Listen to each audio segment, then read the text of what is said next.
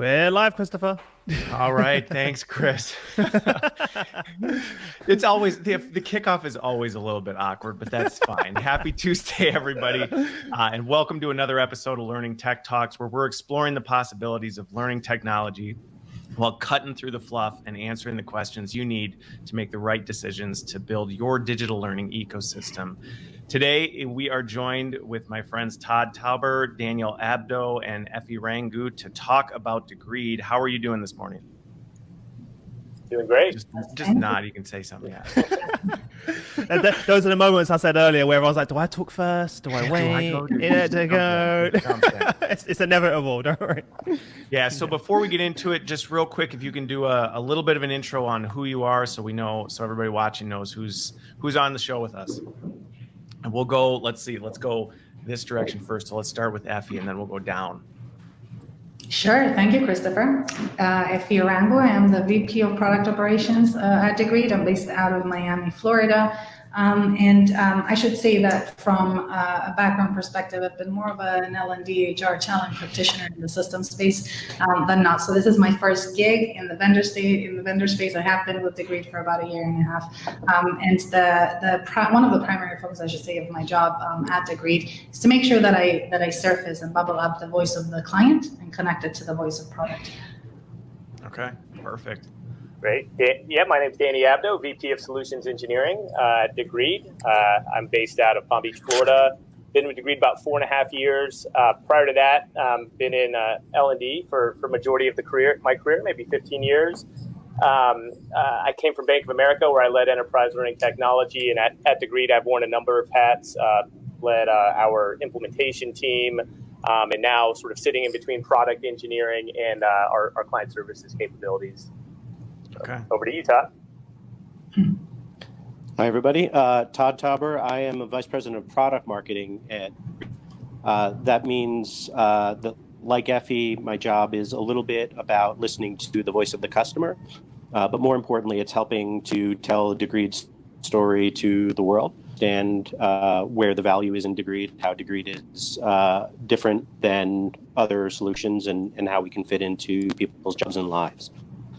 I have been here for coming up on 4.5 years, and before this, I was at Bersin, Deloitte's human capital research practice, where I led the learning research practice for a few years.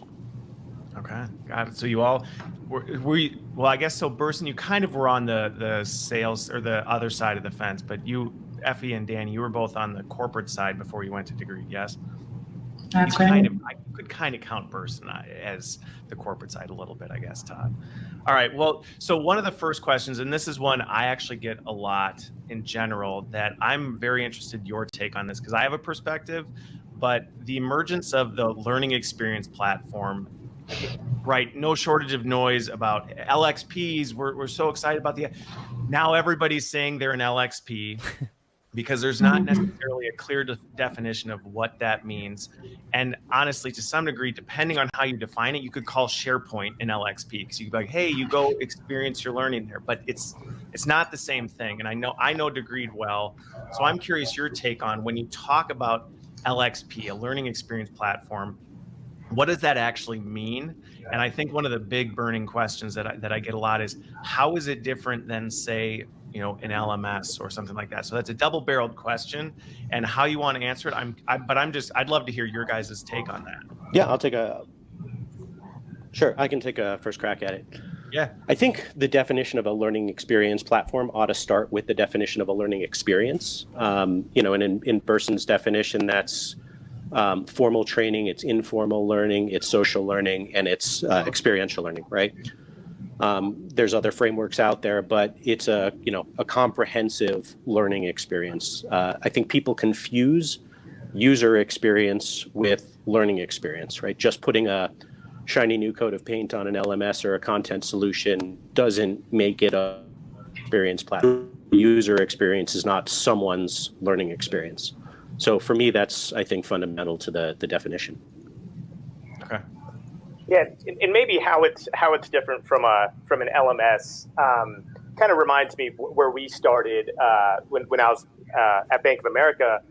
this realization that nobody was learning in the organization without the organization sort of forcing them to learn, requiring prescribing learning, and the realization that that wasn't really going to work with the way the pace of business, the skills we needed to move into the digital transformation, and all these things were happening so quick, we couldn't sort of manage and prescribe our way through that. And so we needed the organization to sort of be empowered to learn and develop on their own. And that's sort of how we were looking, like that was the lens we were looking through a learning experience platform, a platform that really communicated the value to the user and was more about the user and gave them the tools they needed to go, learn on their own, right? That was sort of how we defined the difference there. Okay. Yeah, and I would just add, sorry, Christopher. I was just about to add like a little bit of a perspective, like around the, I guess going beyond that whole like learning and education, it's formal education, it's classroom-based training. I mean, this is where the progression of the narrative and the mindset in L&D and organizations has sort of like brought us to this point where we are looking at learning experiences like these collective packages where each individual feels that they're unique and they're getting catered to, as opposed to the common denominator approach where we have, traditionally delivered like training en masse at scale, but not necessarily meeting the users where they are with that organizational context. Got it. Well, and so a follow-up question to that, and I'm directing it directly at you. Sorry, I need to look that way because that's where you are, Effie. But we were talking about this before we went live, right? We met in Chicago right when you were in the midst of implementing Degreed. So I'm curious, flipping back to that, and feel free, Todd and Danny, to add to it, but specific to that experience, you obviously made the decision to go with Degreed in that role you were at. What problems were you facing as an L&D leader that you said, hey, because I guarantee you had other learning tech out there. So you obviously made the decision to say, hey, we need another piece of tech to come in. Why? What was that process? That's a great question. Well, and Christopher, like it's funny, like we tend to have a little bit of a short-term memory how fast the world moves and where we were like 3 years ago, right? So when I joined Citi, and in my role in leading emerging technologies at the time, part of my job was really what you, Chris and Christopher, are doing here was the ability to differentiate like what was going on, the disruption and the sort of like energy that was happening in the learning technologies market, and trying to identify the right tool for the culture and the conversation that was taking place. So it wasn't about just bringing, a piece of tech and throwing it into the organization and the culture, but rather trying to meet the narrative of where that organization was. And we were in a much more innovative space. I mean, if you look at some of the presentations and podcasts from the Chief Learning Officer now, Cameron Hedrick, you'll hear how progressive they were and how the culture was moving away from this sort of like traditional notion of top-down cascade managing learning. I mean, the definition of a learning management system, and trying to go more broad into this whole notion of workplace learning mantra, 3 E's, education, experience, exposure, from a culture and a capability standpoint, but also from a technology, I would say from an infrastructure standpoint.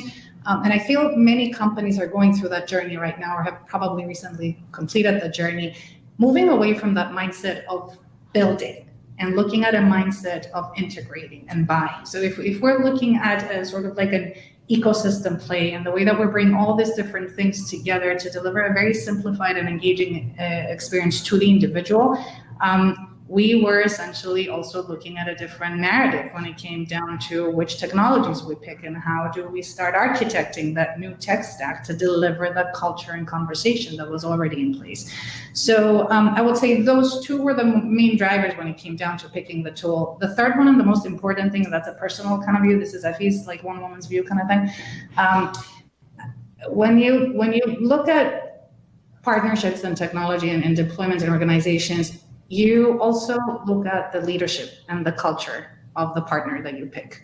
So you don't just buy a tool, you don't just buy a device, you buy a potential of a leadership team, of a culture, or something that you trust that will continue to evolve with you as an organization. And that was something that also got me a little bit enamored with what Degreed had to offer. And obviously it was one of the reasons why I made the leap of faith and joined the company as well after that experience. Okay. Awesome. Yeah, and I mean, I work with a lot of different people, and that last piece you talk about makes a big difference, right? If even if there's a head to head, and it's so I can completely relate to that one. One question that came in through the chat, and then I've got another kind of direction I want to go with it is so. We talked about the difference between the LMS and the LXP, and again, like I said, I think there's no shortage of confusion there sometimes with folks. Is the technology the question came in from Aid, is the digital tech the main difference? If you were to say, hey, here's LMS, here's LXP, is the technology the main differentiator between the two? I don't think so. I think really the difference is in the name, right? The management being the key word. Learning management systems are more geared towards the administrative capabilities of managing compliance, ILT, training, maybe VILT, sort of creating your own training and pushing it out there. It's really heavy on the management side, where the experience is what it's like. What the experience platform focuses on is the user, right? And from the minute they come into the platform, how do we connect the value, the purpose of why they should learn? What are they going to get out of it? And then utilizing sort of what they would utilize in their consumer lives in terms of all of the modalities of training and the sources of training, bringing the best to help them develop the skills that they're interested in the purpose, and then giving them a way to sort of reflect that they've acquired that learning. But it is this cycle, this virtuous cycle that just puts the user in the center more than it is any set of group of features or anything like that. It's sort of the why they use the platform and that end-to-end experience of what they're getting out of the platform, where the LMS is sort of a little bit more focused, puts the admin in the center of that experience. Okay. So, and this is one of my kind of takeaways from LXPs, and I'm curious if it's accurate based on what you would say, or correct me if I'm wrong. But one difference when I look at an LMS versus an LXP is, so your LMS, and it's a combination tech and mindset, in that one, an LMS is more, hey, we put our stuff here, this is where everything goes. People are expected to go there, and that's where they do their learning. And LXP is looking at it more as, yes, that may be part of it, but there's a lot more going on, and we want to bring all that together under the same roof so that we're not just assuming that this is all that we have. Is that, at least to some degree, a fair representation? Yeah, I think so. I think that the LMS, when you think about, I think of it like a solar system, or you can use a lot of analogies, but all the places that people go to learn and develop, the LMS is one piece of that in today's world, right? And so the LMS does answer for that, and it's mostly going to reflect maybe some third-party content, but mostly the content your organization has created, where the LXP is going to bring sort of all of the different planets of learning, whether it's informal, formal, all of that together, and connect it back to the skills that you're trying to develop and meeting you in the flow of work, which is probably something we could talk about later. I would say that's like the LMS is sort of a slice of the pie in terms of the overall learning, experience that your employees are expecting. Absolutely. Yeah, and Danny, I won't use your solar, and I'm going to go down a much more pedestrian analogy of an elastic band kind of thing. So I'd like to think of the LXP as that elastic band that can flex to meet the organization, is that fine balance between the top down and bottoms up, meet the enterprise where they're at in their needs to be able to direct context, which is not something that, yes, LMSs can direct content, but not the context and the purpose behind why people learn and why they should dedicate the time, and they will find value in dedicating the time to do that. But also making sure that in the way that the elastic band flexes, we're very careful on how we do that. And again, we align the technology to the culture conversation, to the mindset shift, and understanding that you're not just copying old ways into the new sort of like journey. Okay. So, and a question came in, I want to ask that one, but while we're on this topic of kind of this elastic band, we've got solar system analogies going, right? I think that with that, bringing these other things all together, I know personally that's not always easy, because trying to hook this stuff together, and I think this is where one of the problems I've seen LXP solve is that. I'm curious, how does that work with Degreed in terms of plugging this in? Because that sounds right. It sounds really cool. Like, yeah, we bring all the learning kind of under one umbrella. Like, okay, but how does that actually work? Does it plug in? What does that look like from a tech standpoint? Yeah, sure. From a technology standpoint, and this is an area that, sort of foundational to sort of LXPs and specifically Degreed, right? Sort of a dedicated integration team for a number of years that goes out into the ecosystem. A lot of this comes from voice of customer, us doing our research. What are sort of the prominent sources of learning, the best sources of learning? Our integrations team can go out there and build these integrations, meaning we speak to these different sort of islands of learning. We index their catalogs, so we pull that through API, so we can surface all of the learning under one umbrella. We gather all that metadata, so we can feed it into the data science and AI engines to connect that learning to people. So when a user can discover learning from any source on an LXP, they can launch it. And then that system speaks back to Degreed when they complete that learning, so we can bring together this universal transcript that reflects, any learning they've completed wherever it is. And so part of the equation is, one, us building those integrations against these sources. The other part is creating that ecosystem. Now we have other sources of learning that will build against our API and integrate into our ecosystem. And so over, the past 5 years, you can imagine, hundreds of systems. So when a client says, look, we really like this source of content, can you activate that in our ecosystem? Integration's already been built. We're able to turn it on, enable it for, the entire organization, small slices of the organization and that sort of thing. But being able to really make that easy for clients to enable. Can you give some examples, Danny? One thing I would add to that. Go ahead, Todd. Go ahead. Just go for it. No, go for it. What I was going to add is, it's not just about us plugging Degreed into stuff. It's us enabling individuals to collect and crowdsource learning from wherever it is that they're going. So we're empowering individuals to find into the work environment from wherever it is that they're working. It's not just one central for all learning. Okay. And I think that's a unique thing in our distinct difference. Our product. Yeah, and then to answer Chris's question, when you think about that content ecosystem and our content strategy, it's definitely it's not a one size fits all. It's the content could be coming from third-party integrations, which could be paid for vendors like your LinkedIn Learnings, your Safari books, your Get Abstract. Could be more from open source, content providers that provide freemium content. It could be generated from your users. It could, it's coming, we're paying attention to learning that users are consuming all over the ecosystem. And as we see learning that's trending, we can connect that back into our ecosystem. Plus informal learning from your organization that might not be coming from your LMS, might be coming from SharePoint, might be coming from, your internal video servers. It's really this sort of, complete, wherever the learning exists, if it's of value, we want to be able to hook into it in your ecosystem. Okay. Chris, you had a question. What was it? Danny answered the question. Yeah. Because I just think of, because I know all of the company he was referring to that can be pulled in. I just wanted for everyone listening on LinkedIn, they may not be as aware of the types of content and different partners that you can bring in. That's why I was asking that question as well. So, yeah. Well, and you hit on one thing and it sounds like this is part of the implementation when somebody partners with Degreed, is that the integration team, I guess, is what you referred to them as, because I think I know I've run into this. It's easy to think, oh, this is what people are doing, or this is where people are getting their content from.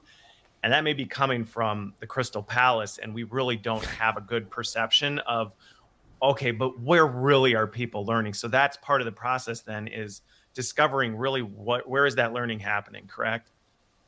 Yeah, exactly. And I guess you're getting into like sort of the data side of it. So every interaction a user has, they're sort of, you kind of think about, this gets back to the difference between maybe an LMS as well and an LXP. Sort of the data point that they're really tracking is completion, right? It's a completion of a learning item.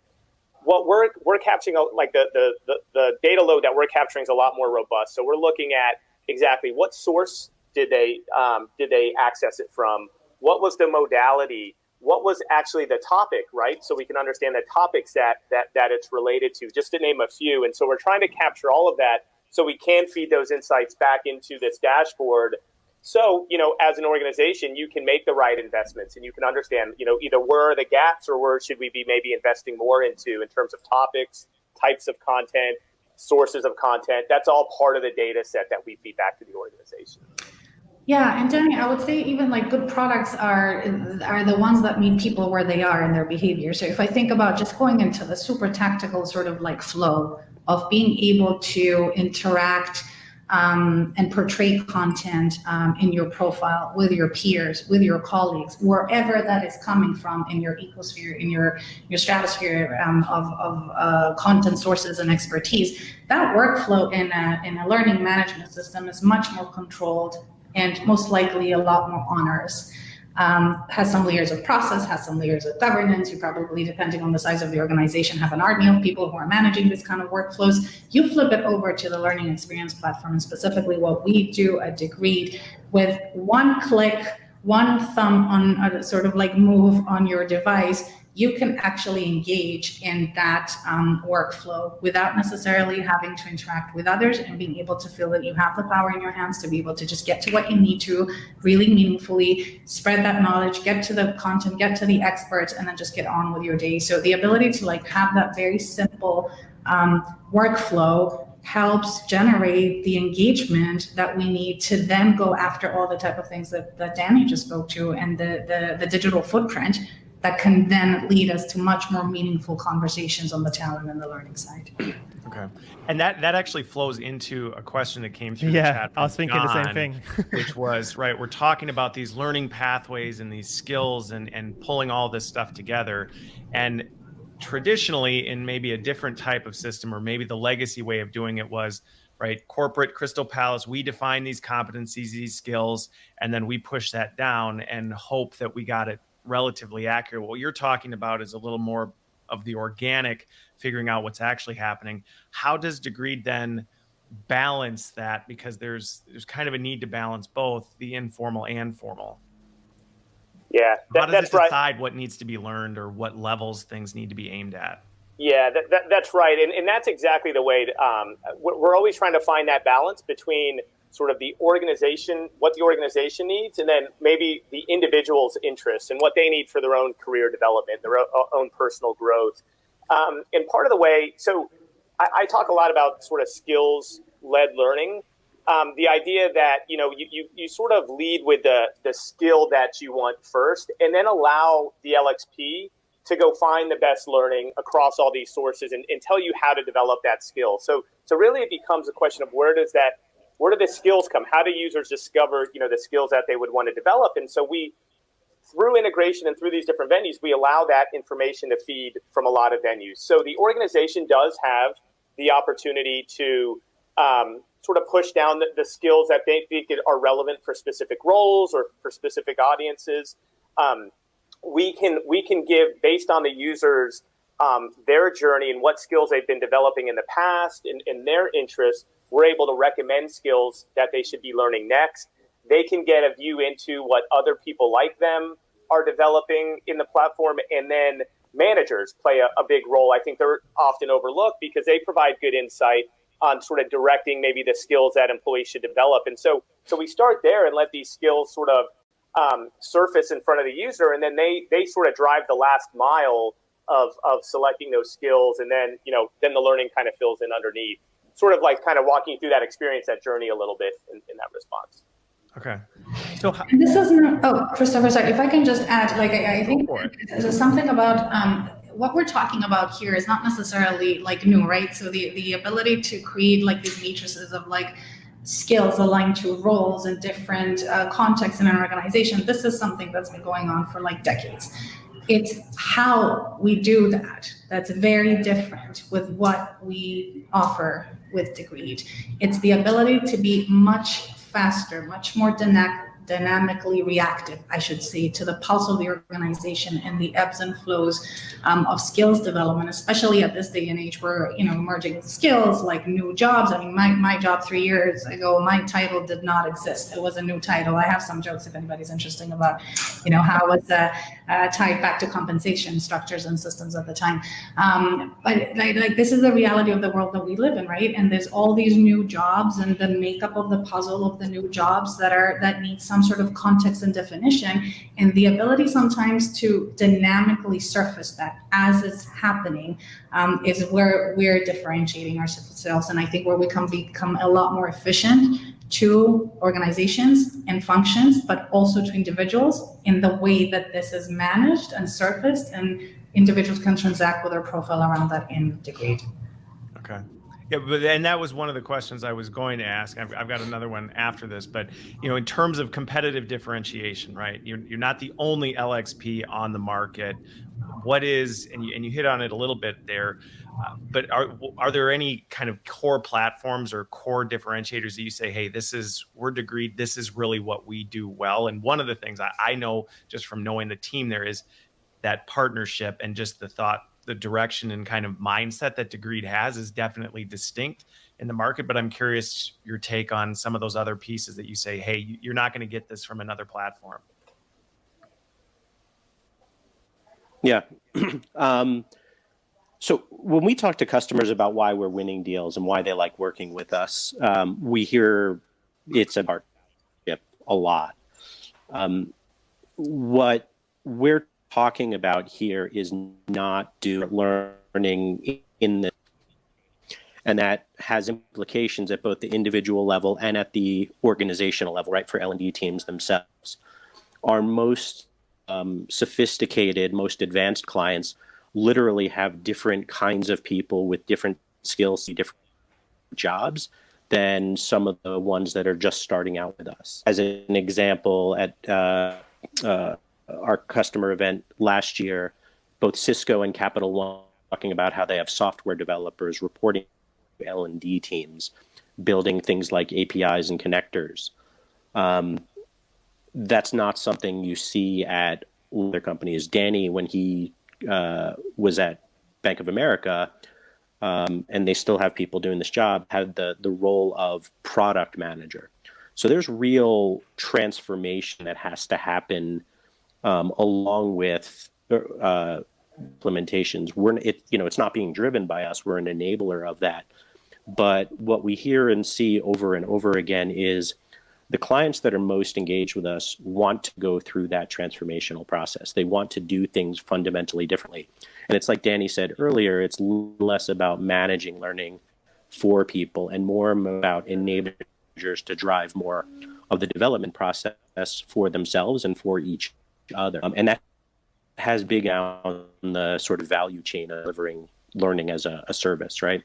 So we have services, everything from innovations and implementation through long-term marketing and adoption services. We workshops to help upskill our clients' teams. We put together community activities, each other.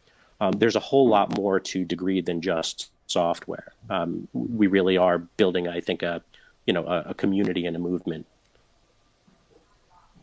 Yeah, and I would maybe add, then when you get into like the technology, right? I hate to give like feature sort of comparisons and things like that. It's the tech talk, so yeah, it's exactly. their place to do it. We can't avoid this. All right, let's go tech. So I think you do hear a lot about machine learning and AI, right? Like I think that's been sort of a buzzword.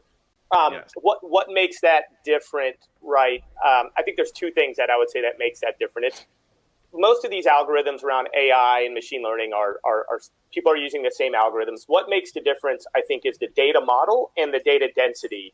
The way that we built our data science, it is based on the relationship of skills and learning, right? Which is different than just learning. So what I mean by that, maybe an example, a lot of the data science we see would be more akin to Netflix, right? They're optimizing for people to click on learning based on previous learning that they've done, right? So we've seen in the past Yeah, right? exactly. Exactly. And so you're not really moving the individual forward. You're just saying, hey, you took this learning. You might like this learning. Um, we're more optimized on you've taken this learning, so you should take this next to sort of further this, or you may be interested in this other related skill. And so our data set sort of being built on a skills graph, a learning graph where we've aggregated all this content and the relationship between the two allows us to do a lot more meaningful things, getting into with enough data leveling, right? There's a big difference between being a beginner data scientist, an advanced, an expert. The content should sort of flow accordingly. So I think data science is an area we just approached fundamentally differently. I think like our content marketplace, the diversity of that marketplace, we've always been completely agnostic. So we allow clients to plug in, anything into that ecosystem that they can find value into, and literally have hundreds and thousands of sources that we're able to bring to bear. So I think that marketplace is quite different. Even something as simple that's not even really a feature, but the premise that the user has ownership of their profile and degree. We found this, I know, at my old organization, and a lot of organizations found like this was a really powerful way to get people to engage in the platform. The idea that they sort of own this profile and all of the development they're doing and the skills that they're acquiring, they can take with them, right? They've got a sense of ownership. It compels them to engage a little bit more. That's less technology. And I would probably say, I don't want to go too. I would say the last thing is the ability. We have a pretty robust mechanism that allows people after they've done all this learning to then measure and sort of assess that they've acquired a skill and then to signal that they have the skill. I think that's a bit unique. So it's one, understanding the skills you want to develop, helping you learn those skills, but then at the end, what do you actually have to show for it? The ability to signal that's a big piece. I think that's different in that journey. That was tremendously, and for me personally, right, one of the things that stood out when you talked about the machine learning piece with it is this whole kind of edutainment thing. Wow, it's weird being on full screen like that, Ivan. That's for you off guard there, Chris. Yeah, it threw me for a loop. I'm actually choking on that. Is the fact that I've always, it's not always been clear in the way you describe that. Help me better understand. You talk a lot about, how you're focused on skill development, and the way you explain the way the machine learning is not just saying, hey, you like TED Talks, here's another TED Talk, you found this interesting, here's something else. It's more focused on, hey, here's something you're developing in, here's how you can develop that further, or here's something that's transferable that you may be able to do. If that's an accurate representation, to me that is a distinct difference. You hit the nail on the head, and I do think go ahead, Todd. I was just so Danny and I liked a lot. I think people like to use the Netflix. We think Amazon, or at least I think Amazon, is a more appropriate analogy here. When Amazon used to only sell books, and you would buy a book every once in a while, Amazon only knew what books you liked, and they only knew how to reach you through books, right? So every once in a while, if you were getting like a weekly recommendation, they might hit on something that you cared about. You can buy pretty much everything on Amazon and sell thing. They've got a much more consistent patterns of behavior, not just the books you buy, but everything that you buy, right? Or at least everything that you buy through Amazon, and that's not all coming from Amazon, by the way. And they've got a much more sort of fine of your personal behavior. And they can compare that not just to you and your family, right, which is the equivalent of only looking at what you or other people in your role look like, but that with similar behavior patterns or base look at. And that, I think, what here, right? Yeah. We have this huge sort of index of free and cheap from all over the web and all over the place. And people look at that stuff and, what's the value of an article? Individually, not a whole lot. But the value of that diversity is the ability to connect with people and to feed their curiosity in small, large ways, much more consistently. Only in front of people, or only recommending courses to them. Because our data, both behaviorally and from the research we've done, shows that most people aren't taking classes and courses more than a few times a year. And in between, they might be watching videos, but they're also watching books. They're listening to podcasts. They're connecting with each other. They're sharing stuff with each other. They're contributing as well as right. So if you have a much more complete view of people's learning behavior, not just consuming formal training content, but the informal stuff and the people we're connected to and the groups we belong to, you have a much better sort of picture of these people, and you build literally a graph of interrelated skills and topics that are relevant to those people, and have a much more diverse and open ecosystem of learning opportunities. Again, not just formal content, but informal and people and experiences. You've got a much better chance of feeding into people's elemental needs as well as helping them explore their city. That's right. And now we're kind of getting into the nerdy part of this but it's really important stuff when you talk about this, because one of my challenges and what I've seen in the past that has been a limitation with getting to this point is a lot of platforms I've worked with historically, even as they've moved into machine learning a little more, it was, well, the machine learning is working off of just purely the data you put into it, which we all know is not usually very good. Yeah. And so it's like, oh, well, here's your job title, here's where you live, and that might not even be accurate. And here's how long you've been in your role, and you have a job title that I don't really know much about anyway. So yes, there's some recommendations coming down the pipeline, but it's not really based on anything of any real meaningful value. And that is a huge limitation to a lot of things I've seen in the market. Yeah. Christopher, I think sorry, Danny, I was just about to jump into the whole partnership piece. I think this is what we do really well and what's really important for us when it comes down to surfacing the voice of our clients, of our customers, understanding the type of challenges that really prohibited them from getting into the ideal state of these kind of practices that have always existed, and then taking what's new, taking what's innovative, and bringing it in and doing this in tandem with them, like being able to have that gatekeeper kind of like purview where we protect them, we protect our clients by way of the type of efficiency and functionality and features that we develop, but at the same time we listen to them and we partner with them to actually get them to the ideal state when it comes down to talent management, mobility, understanding the skills that are really developing organically in their organizations.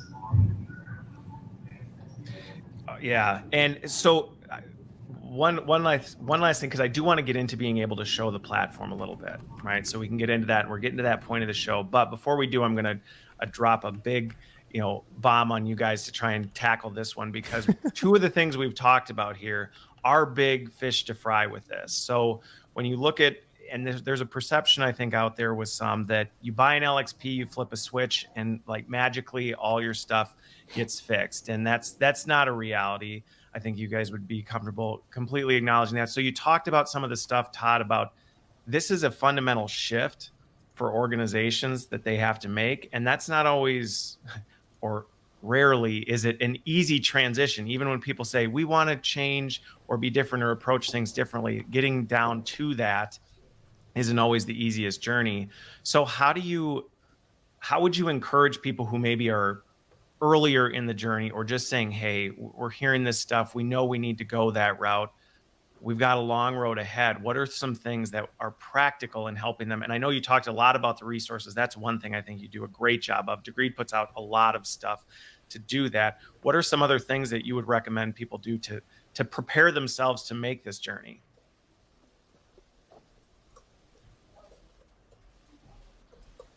That could take the rest of the show, I'm guessing, but I know, like not all at once kind of thing. So I would say, just building on this mindset shift perspective, I think there's the whole operating system of a company, right? Not the technology, but the operating system that is a company when it comes down to its infrastructure, this tooling, technology, the processes and the governance, but then also the understanding of where the culture needs to be a little bit more bold and a little bit more open as it relates to implementing these type of tools. So again, just going back to, learning management system, we're used to managing these kind of things. We manage change, we manage learning. And then you move into this world of a learning experience and you realize that it's less about managing the learning and it's more about almost like taking a role of this urban architect, a digital urban architect of culture.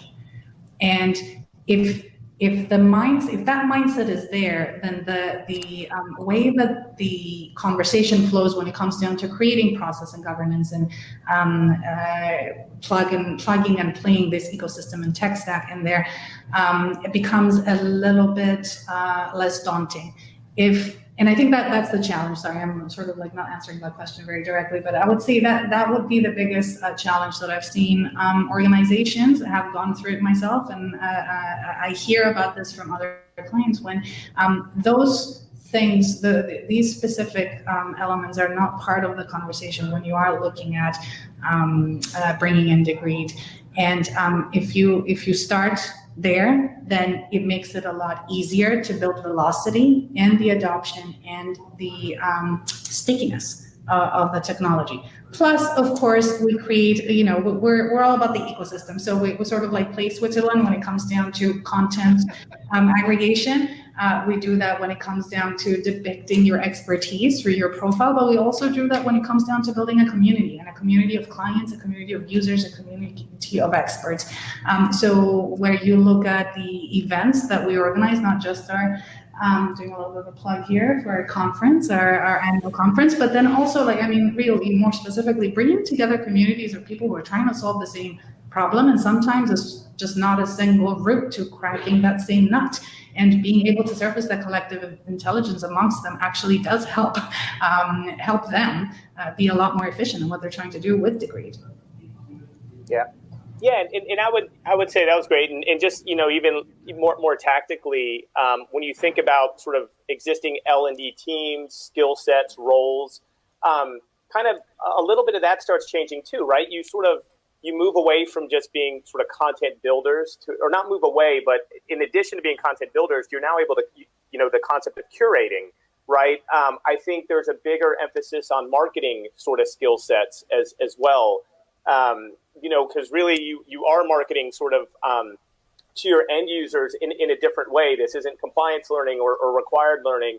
So a marketing skill set and then viewing yourself more as sort of like facilitators that's trying to empower the organization. So a lot of the tool sets that I think one of the differences, going back to the original question in LXP, is you can push down a lot of capabilities to managers, to business leaders, in terms of them sort of taking some ownership and pulling together learning paths and learning for their organization. So in a lot of, you're starting to facilitate and empower your business leaders. So some of the functions that you're traditionally used to, a little bit more administrative, more building, a lot of that changes. And so sort of kind of getting ready for a little bit of that shift. Okay. I would say, right, another piece is the executive sponsorship piece. I think to go down this journey, making sure you've got really good executive sponsorship, because there is a cultural change that goes along with this, right? There's that transformation. And then probably say the last idea is don't go into this trying to boil the ocean, right? This is where sort of we help sort of break this up into sort of goals and milestones in terms of, just being able to focus on simplifying, the learning journey and experience is a good first step. And then focusing on engagement and then moving into sort of skills and measurement, trying to break up these milestones so it doesn't seem as daunting. Those are some items I would throw in there as well. Awesome. Well, and we can transition here in a second over, but to one of the things you both hit on, and this is something that I fully agree with, is it starts at home. And this is one area I see a lot of times gaps within L&D, right? We need to look in the mirror and be like, do we actually believe in this change? Are we behind this? Because if we're not, then, if in the back of our mind, we're like, yeah, but really hosting classroom sessions we know that's the best. We can do this digital thing, but it's kind of a temporary mix. It only makes it more difficult. And Carl asked the question, we could talk about this for way too long, so we won't go too deep into it, but right, those common skill gaps in L&D, and you hit on those marketing, that thinking differently versus just making more content, things like that. So that's extremely helpful.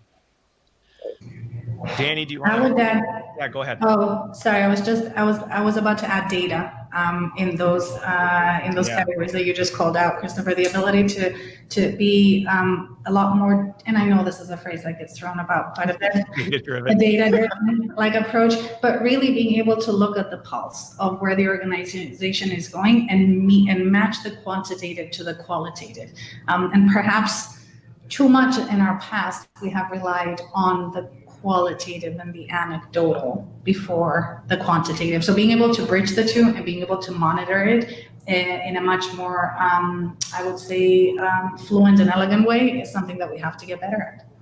Yeah, that's like I said, it starts at home. So, all right, Danny, you want to pull it up and we can take a look at the platform and talk a little bit about some of these pathways, this skill stuff, this curation stuff we're all talking about, but seeing it, I think, is extremely helpful.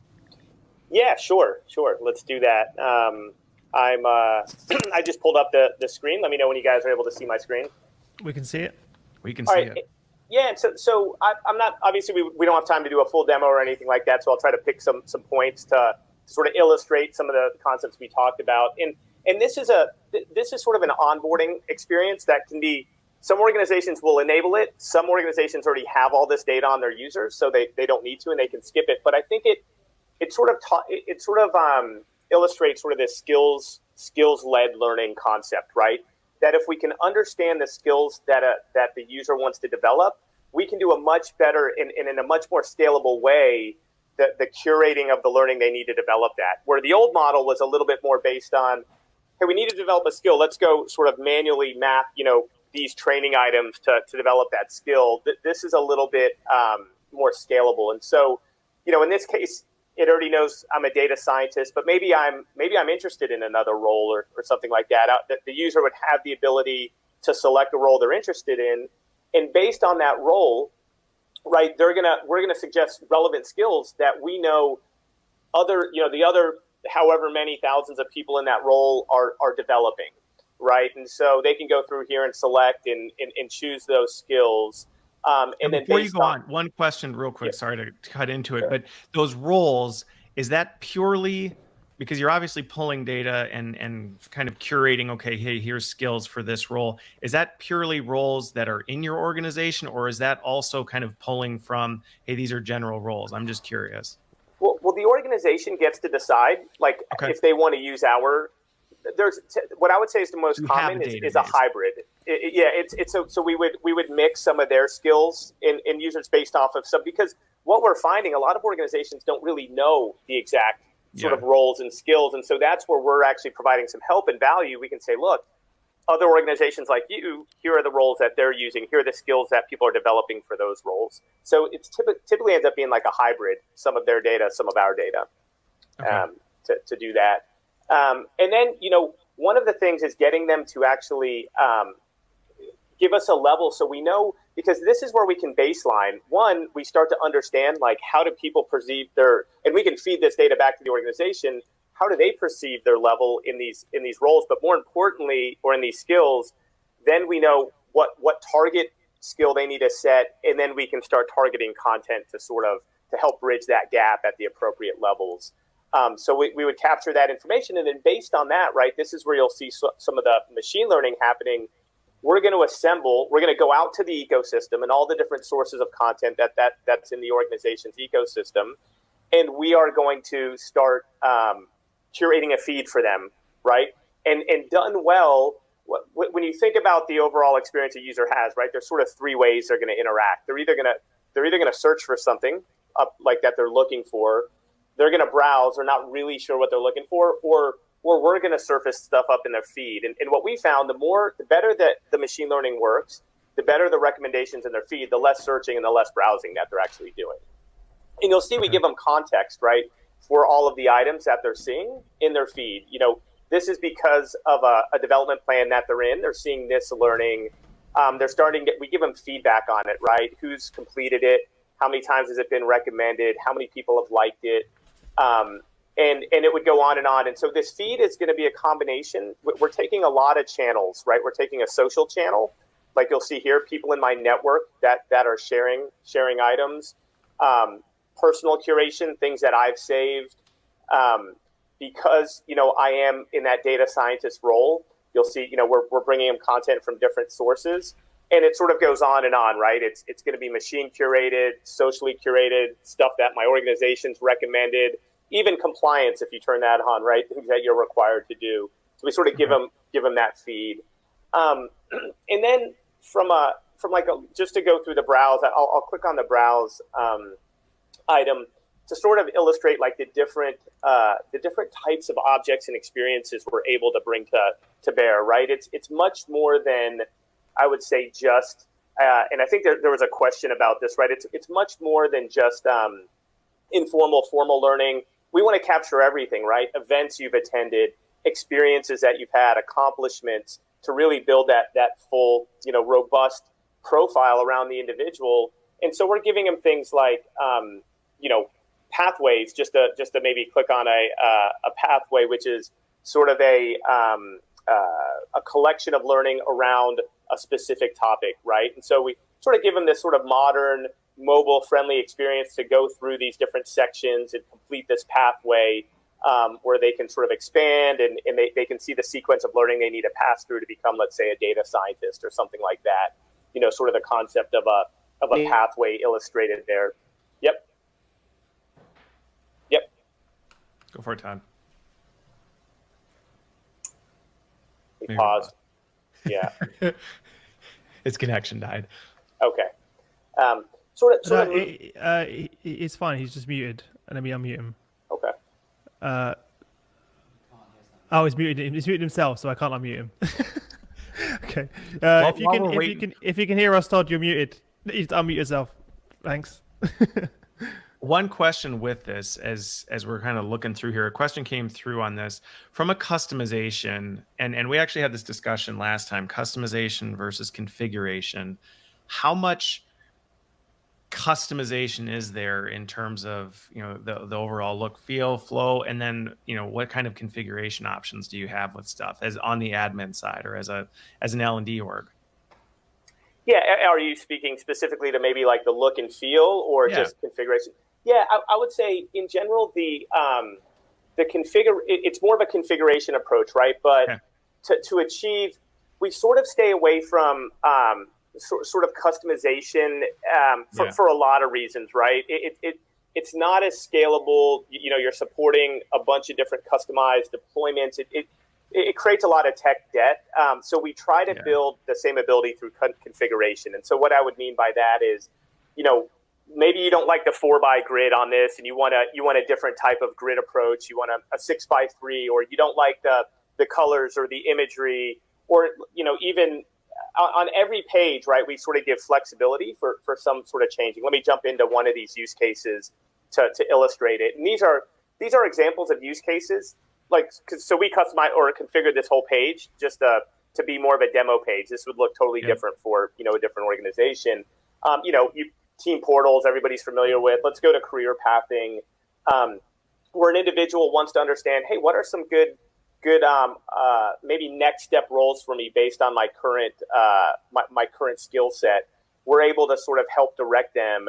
And as I jump into one of these pages, let's go, because since I'm in data science, I wanted to jump into a one that was built out. You'll see these pages then for data architect. You'll see, there's these different sections, like these are the skills I need for a data architect. It'll actually plot my rating against the needed rating for this. So I can say, wow, I'm only 3 skills away from this. Let me follow this skill, signal to the system to start now automatically curating me learning to help me close those skill gaps for this next step role. But you'll see the different sections like pathways, groups, people, content. All of this is completely configurable, right? And there's more objects and things like that, so you can sort of arrange the different experiences that you want for your organization. Okay. And Danny, if I can just jump in there in terms of the configurability versus customization. I mean, this is why we surface, that we bubble up the voice of the client, and we have connections with, I would say, a handful of strategic clients that can help us really hone into the challenges or the problems that they're trying to solve, and then let us as the experts be able to come in and provide those solutions to them. So it's less about, what color is the button, like the little button that you see on the screen, and more about the bigger picture value proposition of what am I trying to solve? What is the behavior that I'm trying to meet my users in? And then backing into how do we architect that both on the front end and the back end to be able to deliver that. So as Danny said, more configurability, even though there is flexibility through our curation tools when it comes down to designing the experiences in a digital way. Yeah. Well, and I think the whole configuration movement is a better play. I think customizations, I think a lot of organizations are learning from the pains of back in the day when you did all custom stuff and we custom built and custom did this, and now they need to switch platforms or they need to make a change and the whole thing just implodes because it was built in its own way. Yeah, and the other thing I would add to that, and I'm guilty of this, right? Coming from L&D, I would think, hey, this would be a great customization. This would be a great way to change the platform. But I wasn't sort of the expert there. And so what I think Degree does a great job of is using data to back up a lot of sort of the design decisions and that sort of thing, right? To say, look, like we've done the A/B testing. If you're looking for engagement, we can prove to you that the way we've set this up is the best way to get the engagement you're looking for. And so we do, we obsess over that because that's one of the sort of cornerstones is employees have to want to use it, that the engagement has to be high. And so we use a lot of data to back up those decisions so everybody can sort of see the thought process and the results that have gone through the design choices as well. Okay. Yeah, I mean, with customization, it's you get into that battle of, right, everybody's got an opinion and it's not always a good one. So that's helpful. Yeah, I would say it's the anti sort of experience approach because you end up with a Frankenstein, right? What you end up with is a lot of features, but not an experience that feels very connected and fluid for the end user. So it really goes against sort of the creating an experience for the end user when you have these sort of one-off customizations that are built into it. But yeah, I think we sort of agree on sort of to bring that argument full circle. That doing those kinds of customizations might be the right thing for the organization, but it is not necessarily the right thing for a large group of employees. They need the familiarity, they need consistency, and it just isn't important to people, right? I'd much rather have relevant stuff in my feed than pretty with my company's logo on. Yeah. I know we're sort of up on time. Maybe I'll show one thing that illustrates something that we spoke a lot about. I have one question too on that, but go ahead and do this real quick. Okay. Yeah. So what you're looking at now is a little bit more of an admin feature. It's the use case is an organization that they know what their roles are, but there's no way that they're going to be able to manually go and curate every piece of learning and every piece of skill to all of the hundreds or maybe thousands of roles that they have. This is one way we've taken that and made it scalable, right, using machine learning and AI. So the only information I'm giving Degreed at this point is the role name. And obviously this can be automatically fed in from other systems. I'm just showing it from the UI perspective. Now I can check auto-populate. And when I create the plan, what's going to happen, Degreed is going to take that role and it's going to go look across all of the data we have related to that role and all of the information we have about the content in your ecosystem, and it's going to start recommending based on that, right? So it's doing that on behalf of the organization, and so you'll see it'll start populating all of these different areas with actual content, or at least it was, and then it went away. I might have clicked on. I was going to say all the admins just cheered, right? Everybody on the administrative side of things just went, because I mean, right? That's something that historically we've all wanted to get to, but just the sheer time and effort going into it's brutal. That's exactly what it is, and I actually erased it by denying those suggestions. But yeah, all of these would automatically be populated. And you're exactly right. It's not a new concept. It's just these things haven't been scalable in the past, right? So we're using technology to make those types of things scalable. Well, technology, I should say, human and machine coming together. So you still need to empower the human, you still need to empower the organization, but we're making the machine side of the equation a lot more efficient and a lot more relevant. It goes back to that whole people fearing the machines. It's like, no, it's just taking rid of that tactical stuff you just couldn't get to. So Yeah, the 60-70%, right? So last question, and then we'll close. I told you we were going to get to the end and be like, well, wow, we could just keep going with this. But the skills piece, right? You talk a lot about the skills, and you showed, people can self-rate, which I'm sure, you're dealing with that whole Dunning-Kruger. I think I'm amazing at some of this stuff. How is Degreed helping truly assess people's skills and their ability to do things, not just I think I'm good at this, or I watched a lot of videos on this, but maybe I really don't know how to do it at all because I haven't actually done it. How does it balance that? Yeah, great question. So to your point, we could probably spend a whole nother sort of meeting just on this topic. It goes pretty deep, but our skill sort of assessments, they're outcome based, not knowledge based. So when we're going through the assessment, we're not necessarily testing for knowledge. Some of the techniques we're using on it, it's a very scientific method. But we're looking at sort of social validation as an example. We're looking for proof, right? If somebody's saying that we're having them either write or upload evidence, I should say evidence-based, that they've demonstrated the skill. We're doing sort of comparative judgment against other individuals that say that they're also in that skill. I think there's maybe 7 to 9 different sort of scientific instruments that we're using to actually make good judgment on that outcome-based assessment, not basing it on learning at all to a certain degree, right? The learning is just the signal that we know. We monitor, right? We can say, hey, this person's taken 30 learning items related to this skill, and then we can facilitate and say, hey, would you like to go and measure yourself to see if you've actually upskilled in it? And then we put them through that skill assessment process. Okay. That's extremely helpful because I think, right, that's a big piece of it around skills. So understanding, right, there's more to it than just somebody says, I think I'm good, and my manager says I'm good, so therefore I'm a 10. Absolutely.